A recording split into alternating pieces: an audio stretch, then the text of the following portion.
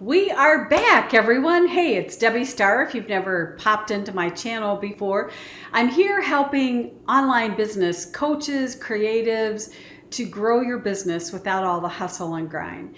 And today, what do I want to talk about? How to create a juicy lead magnet. Now, a lead magnet is that tool that you use to get people coming closer to you, right?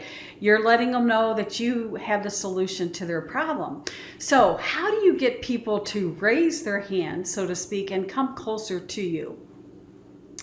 What you need to do, excuse me, is you need to offer what I like to say juicy content. Now, let me use this analogy. Which would you rather eat? The pizza or the box that the pizza came in? All of us, right? Hands down, we're not going to eat the box. We're going to eat the juicy pizza.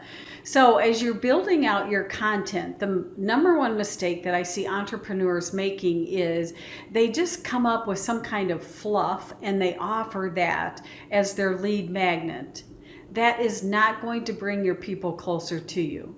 Now, have you ever been into these like big box stores here in the United States? You know, we have like Sam's Club and some of these other places. It's very interesting, excuse me, what happens if you go there, you'll walk around and here's these people offering samples. Well, why do they do that? Because once you taste it, yes, that tastes delicious. I want it. The whole idea with your lead magnet is you want to give them a juicy taste of how you help them. So as you're putting together your lead magnet, make it juicy. So think about, are you offering the box of the pizza or the real pizza? And as always, if these tips are helpful to you, make sure you hit the subscribe button.